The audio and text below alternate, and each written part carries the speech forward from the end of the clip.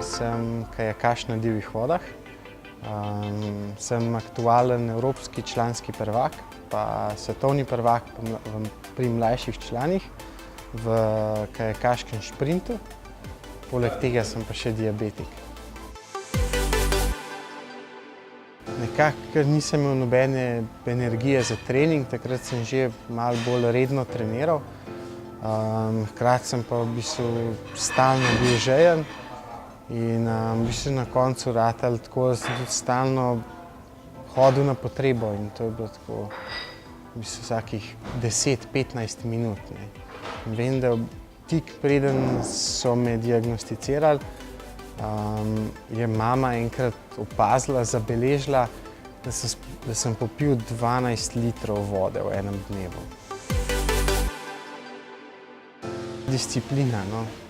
Da v bistvu ješ redno, ješ, ne vem, 4-krat, 5-krat na dan. V bistvu, če to lahko prenašaš naprej na ostale stvari, ki jih počneš v življenju, od dela, športa, to je en sam plus, no. Najlažje mi je sladkor uravnavati takrat, kadar veliko treniram. Največje težave imam takrat po sezoni, ko v bistvu je treningov premalo in moj organizem ni navajen tega. Seveda pa sprotno merjenje sladkorja. Vsakič, ko nisi prepričan, je boljše, da pomeraš. Trenutno uporabljam inzulinsko črpalko.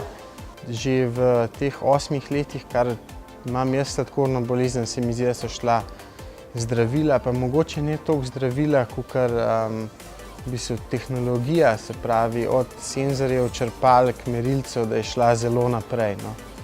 In je to res zelo dobrodošlo v bistvu.